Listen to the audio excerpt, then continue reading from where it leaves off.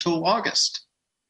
What do you make of Russell Wilson's agent saying that there's 4 teams? Hey, we want to stay, but just in case there are 4 teams that he would waive his no trade to. So what is the game plan here with Russell Wilson? You know, when I heard him on this show, I was shocked, Dan, because you know as well as I do, Russell is bland, corporate, unrevealing, go Hawks. You know, that was a massive change when I heard him on this program. Massive. So something's up. And basically what I'm gathering is some of it's Brady envy. You know, look what he got, but he took 20 years for Tom to get that. And some of it is just frustration that he doesn't have more of a role. This one's different, Dan, because I'm not sitting here steadfast like I was with Wentz and am with Watson, because we haven't heard from the Seahawks. You know, we haven't heard from the Seahawks, and there's a lot of leakage going on. Mm-hmm. They weren't happy with some of the things he did. He's not happy with some of the things. They're not coming out and saying, no way, no how, no way in God's green earth we're trading Russell Wilson.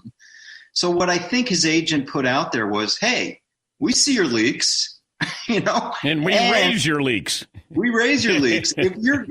We're not asking for a trade. That was the message. Okay, don't blame us. But if he's traded, this is where he wants to go. So my message from that was, hey, don't take calls from the Jets. You know, don't take calls from the Panthers, because it's not happening. But if you get calls from the Bears and Raiders and Saints, okay. You know, so I'm not as steadfast. I don't think he'll be traded because I don't think the package will match the value. But clearly there's a rift between it, whether it's Pete Carroll or John Schneider or both and Russell's camp about where this is going. But I've always thought that they don't know their offensive identity. It feels like their identity changes. Now, Bill Belichick famously can change his identity from one quarter to the next or 1 week to the next. But it's Bill Belichick who's doing this. I always tune into a Seahawks game, and it's like a crooked score going into the fourth quarter. It's like, 13-9, and they're losing. And then it feels like Pete Carroll goes, running game didn't work. Hey, Russ, go out there and win the game for us. They let him cook in the first half of the season, but then the second half of the season all fell apart. I just don't know as they move forward. Is this just about offensive line protection? Because I'm not sure what Russ wants in this say-so in the organization. So how do you placate him? Because Pete Carroll's 70, Andrew. He's not there for a rebuild. Yeah, I know. Listen, I'm same with you. When I watch the Seahawks, it looks like, okay, Russ, bail us out. And now they had Darryl Bevell back in the day, the Super Bowl. They had Brian Schottenheimer this year. And I thought maybe there was some friction there, but Brian Schottenheimer's gone. So they have a new offensive coordinator that supposedly Russ, seems to get along with. So we'll see what happens. But, yeah, I don't see it either. But, listen, I worked 7 years with John Schneider. John is an aggressive GM, from Percy Harvin to Jamal Adams. He's an aggressive GM, but usually he's the aggressor on the intake, right? The Percy Harvins, the Jamal Adams. He's not the aggressor on the outtake. So to take a bunch of picks or whatever it is for Russell Wilson. So that's why it just doesn't sit well. But I think the Seahawks are frustrated with Russell and vice versa. Whether that results in a trade, I think that's a big leap. But if you're the Seahawks, do you call the Cowboys? Do you call the Saints? Do you call the Bears? Do you call the Raiders? Yeah, I guess you do, just to see if, I talk about if there's something stupid out there. I don't know what they think of Dak Prescott. I mean, people, sort of put these things together, whether he would fit with them and whether – I don't think the Cowboys want to move on from Prescott. I think that's going to be another tag, frankly. You don't think Jerry Jones – you know how Jerry is. He loves shiny new objects. And is this leverage with Dak Prescott to go, you know what, let's look at Russell Wilson? I don't know. A quick minute on Dak. I think he's in great shape despite the injury. He's got 3 choices: franchise tag, $38 million, do a deal that he likes, or be set free in the market, which the Cowboys won't happen, which would make even more than anyone.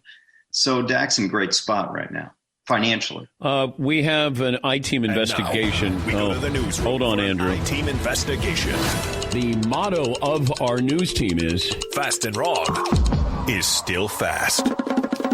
let's go to the newsroom. Paulie? Dan, Andrew Brandt, lawyer, air quotes, said that by the use of the word "and" with Carson Wentz and Deshaun Watson, he is on hold with the cheese flume bet. Okay. We have further audio to illuminate details of the situation. Here we have it. Okay. I'll do the cheese if either one of these guys is not traded.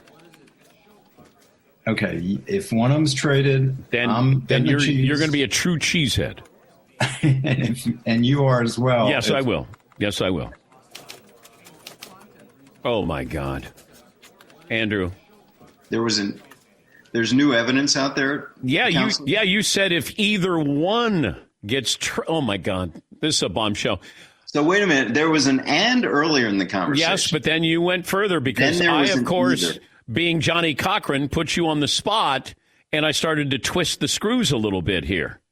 Okay, but Judge Ito, we need a ruling here because we have conflicting evidence. McLovin, would you be the judge as a former paralegal? Do we? I think that's not a partial. Does Andrew owe us a cheese shower of shame? Yes, Eden. Well, I was going to say, isn't there some kind of rule about new evidence has to be submitted to both sides before entered into some type of... You've been watching too many damn shows. Yeah, Law and Order. They're like, it's depraved indifference. You can't just put this in here. Yes, McLovin. I mean, if the "and" doesn't fit, you must acquit. There will be lawyers. Listen, I think next time, Dan, we'll bring on an impartial third, not one of your guys, an impartial third legal eagle to rule on my situation. But let's see what happens with Watson too. If Watson's traded, then we don't need a legal expert to come on. Correct. Yeah. Yes. I'm a little bit stunned by the new evidence. I need time to consult with my client. Yeah, you're like Jack Nicholson and Tom Cruise. A code red. Did you order the code red? Yes, McLeod. Are you going to offer him a plea deal of some sort? Do you want a plea deal? Dan, you can't handle the truth. I can handle the truth. Do you want a plea deal? Well, we can negotiate something. We can figure something out if there's a plea. If we can double down on Watson, and you give me a pass on this deal, and then we double down if it happens. I'd have to see you in the judge's chambers to talk about this. Okay. Let's get Mariska Haggerty from. Why don't we just get Judge Judy? Can you imagine we get Judge Judy on and she hears the. You know what? I'm going to see if Judge Judy will join us one day. How's that? That would be great. Would you trust Judge Judy? Yes, I would trust her ruling. I would submit to her ruling on this issue. Fritzy, see if Judge Judy will join us. On the case. And if not, we'll find another judge. But, somebody that Andrew will approve of, okay? Andrew, I hope I didn't ruin your weekend, but... all good. Okay. Great to talk to you again. Thank you, bud. Okay, we'll check in soon. Thanks, All Dan. right. That's Andrew Brandt, the Monday morning quarterback columnist, Businesses Sports Podcast, former ESPN legal and business analyst. All right, we'll take a break. If you're watching on Peacock, Feast de Resistance is what I call it. The Traeger girls are all fired up, and we'll show you what's in store for lunch coming up. Thanks for listening to the Dan Patrick Show podcast. Be sure to catch us live every weekday morning, 9 until noon Eastern, 6 to 9 Pacific on Fox Sports Radio. And you can find us on the iHeartRadio app at FSR or stream us live on the Peacock app. To show you how easy it is to file a claim with Geico, we hired a soap opera star. Gracious me, my car has storm damage and I've had to file a claim. Could it possibly get worse? Will my claims team leave me for someone else? Someone less intense? No. Actually, when you file a claim with Geico, you get your own dedicated claims team who promises to stay with you throughout the process. Oh, I've never known such loyalty. I can't wait for the second season. Geico. Great service without all the drama.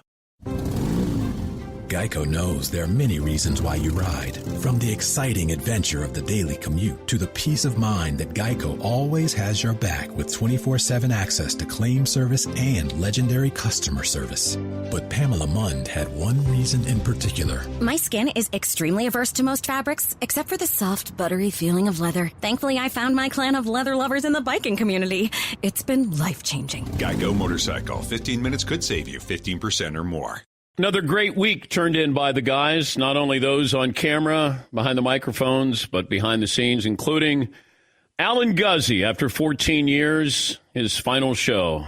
We dedicate this to all of his great work. Once again, if you're curious about the recipe for Meat Friday, that'll be on the newsletter, danpatrick.com. Sign up, and also a recap of the show every single day. But we say goodbye to Alan, who's done a wonderful job. 14 years as our IT guy and also chef and a family friend to all of us here. Got an opportunity that he couldn't pass up, and we wish him well. Final results of the poll question, McLovin. Where's Russell Wilson going to be next year? Seattle, then the Saints, and then actually the Raiders third. All right.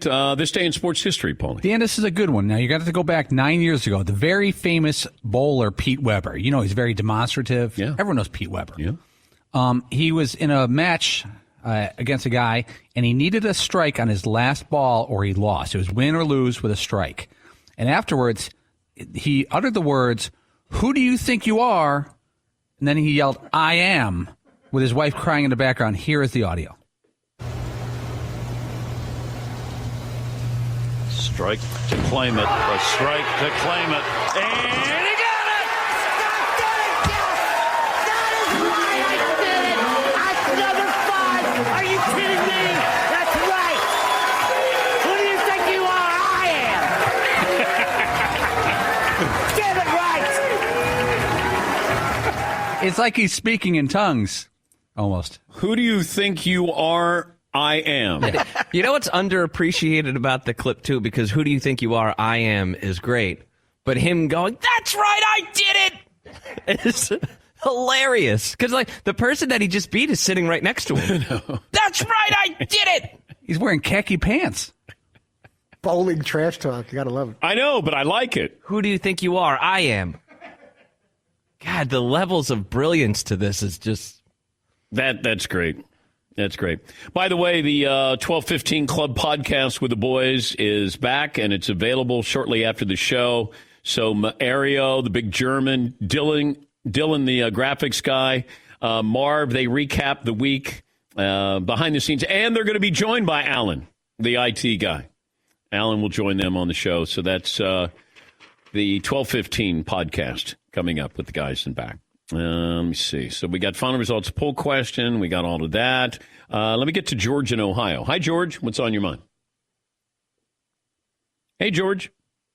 I don't know how to follow that, the Pete Weber.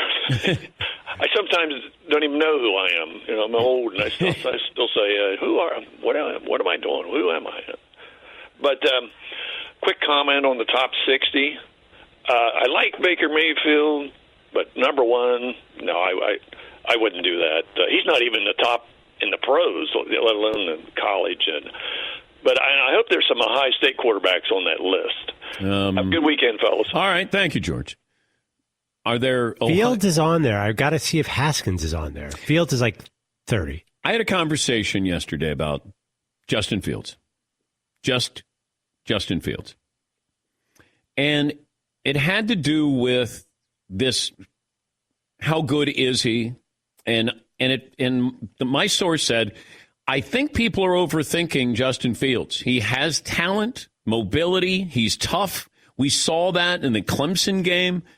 And my source said, Dwayne Haskins might be hurting Justin Fields because Ohio State has a lot of talent. They're the class of the Big Ten. Sometimes they make it look too easy. But the Clemson game and how tough Justin Fields was, that's really important to my source, who's a scout. He just said, I think some of these guys are overthinking Justin Fields, and that's why he's dropping. Because it feels like you got Zach Wilson, even Trey Lance, Mac Jones. it feels like they're moving up and Justin Fields moving down. Yeah, Paul. If you go back to the coverage of the 05 draft and Aaron Rodgers falls, a lot of the talk was Kyle Bowler 2 years earlier. The Ravens took him, and he's not working out. And it was almost like it was a cloud over Aaron Rodgers. It had nothing to do with him. Yeah, because they played at Cal with Jeff Tedford. Yeah, McLovin. By the way, Troy Smith of Ohio State was 31 on the list.